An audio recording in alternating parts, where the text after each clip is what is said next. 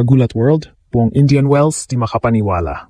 Isang makasaysayang gabi ang muling yumanig sa mundo ng tennis matapos ipakita ni Alexandra Ala ang kanyang sobrang galing laban sa world number 4 at Grand Slam champion na si Coco Gauff.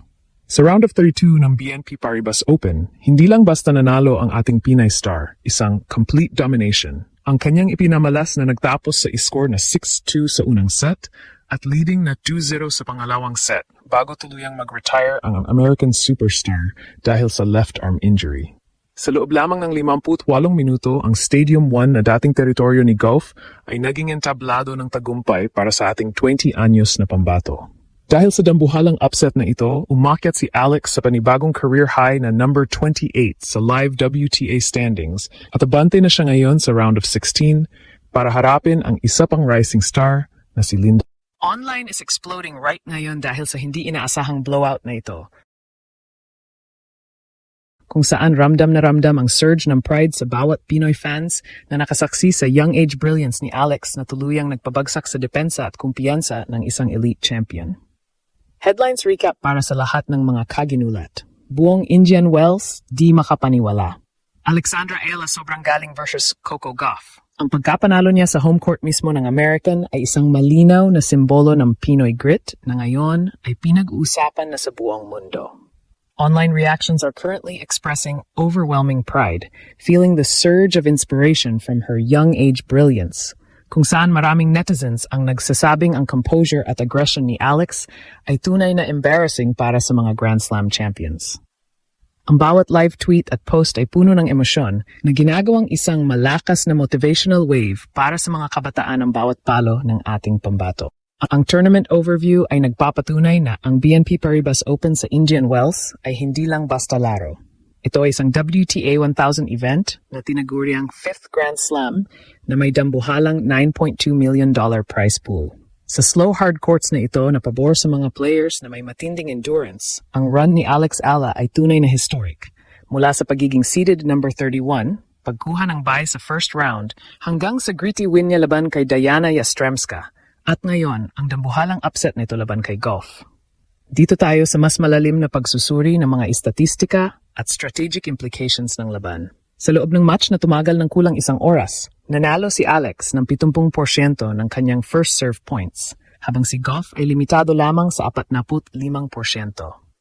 Ang unforced errors gap ay malinaw na pabor sa ating Pinay star, kung saan 22 pagkakamali ang nagawa ni Gauff dahil sa sobrang frustration sa matitinding lefty angles at deep returns ni Alex. Ang league trends ay nagpapakita na dumarami na ang mga Asian players gaya ni Alex na humahamon sa mga dambuhala ng tennis. At ang official updates mula sa WTA ay kinikilala na siya bilang isang rising star sa edad na 20. Ang global context ng tour ay buzzing ngayon dahil sa mga diversity stories na gaya nito, kung saan ang national euphoria sa Pilipinas ay nararamdaman hanggang sa California. Ang opinyon ng marami ay patunay ito na ang mga Pinoy ay kayang-kayang makipagsabayan sa pinaka-elite na level ng sports na lalong magbibigay ng inspirasyon sa Philippines tennis growth.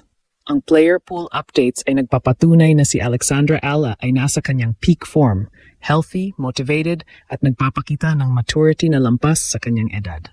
Sa kanyang laban kay Gauff, ang kanyang tactics ay masasabing flawless dahil sa paggamit ng lefty forehand na tuluyang sumira sa rhythm ng kalaban. Bagamat ang injury ni Gauff ang nagtapos sa laban, ang early pressure na ibinigay ni Alex ang naging mitsa ng kaba at pagkakamali ng American champion.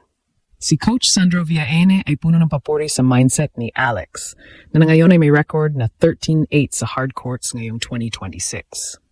Ang reaksyon ng online community ay overwhelmed sa young achievement na ito, kung saan ang national unity ay ramdam sa bawat congrats na bumabaha sa social media. Ang paniniwala na ang talent ni Alex ay beyond her years ay lalong nagpapatibay sa kaisipan na siya ay isang future legend sa mundo ng tennis. Schedule breakdown para sa susunod na kabanata. Ang round of 16 laban kay Linda Noskova ay gaganapin sa March 10th, kung saan inaabangan ang isa pang maaksyong laban sa Stadium 1 o 2. Kung magpapatuloy ang momentum na ito, ang quarterfinals ay posibleng ganapin sa March 12th, patungo sa finals sa March 17th. Sa susunod na mga araw, ang visibility ni Alex sa mga sponsors at international media ay lalong tataas, na magbubukas ng pinto para sa lalo pang paglago ng youth tennis sa bansa. Ang strategic implications ng panalong ito ay malinaw. Ang rally focus at court fit ni Alex sa Indian Wells ay magsisilbing blueprint para sa kanyang mga susunod na laban. Ito ang kauna-unahang pagkakataon na tumalo ang isang Filipina ng isang top 4 player sa world rankings, isang historic milestone na yayanig sa global WTA reports. Ang potensyal na pumasok sa top 25 ay abot kamay na kung magpapatuloy ang kanyang malalim na takbo sa tournament na ito. Sa buwad, ang tagumpay ni Alexandra Ayala laban kay Coco Gauff ay isang complete domination na ginulat ang buong Indian Wells. Mula sa tournament overview hanggang sa player pool updates, schedule at strategic implications. Ito ay isang historic moment para sa Pilipinas at sa global WTA circuit. Ang emosyong namamayani sa online world ay puno ng pride at inspiration dahil sa young age upset na ito na pinangunahan ng ating Pinay rockstar. Ipinakita ni Alex na ang pusong Pinoy ay hindi nangingimi sa harap ng sinumang Grand Slam champ. Ang bawat palo niya ay bitbit ang ating bandila at ang ating pangarap na makita ang isang Pilipina sa tuktok ng mundo ng tennis. Official na abante na tayo sa round of Saints, kaya naman ang panawagan ay mag-rally muli para sa susunod na laban ni Alex. Laban pa rin sa susunod na round at manatiling nakasubaybay para sa lalong kapanapanabik na mga updates. Believe again, dahil ang tagumpay ni Alex ay tagumpay nating lahat. Laban, Pinas. Sa madaling salita, ang pagkapanalo ni Alexandra Ayala laban kay Coco Gauff ay hindi lamang isang simpleng upset. Ito ay isang deklarasyon na ang Pilipinas ay mayroon ng world-class powerhouse sa tennis. Mula sa emosyonal na reaksyon ng mga fans sa social media hanggang sa mga eksperto na napanganga sa Stadium 1, isa lang ang sinasabi ng lahat.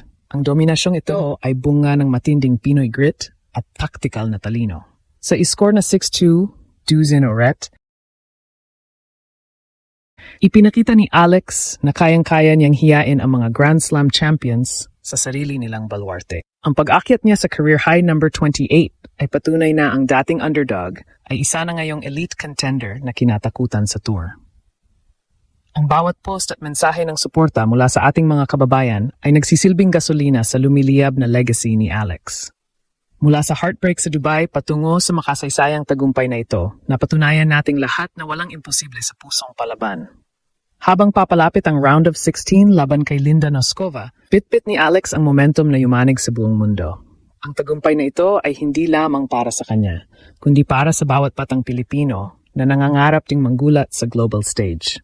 Ang Ayala era ay narito na at ang buong nasyon ay handang sumabog sa tuwa sa bawat susunod na palo. Believe again, dahil ang ating pambato ay hindi na lang basta lumalaban, siya na ang nangingibabaw.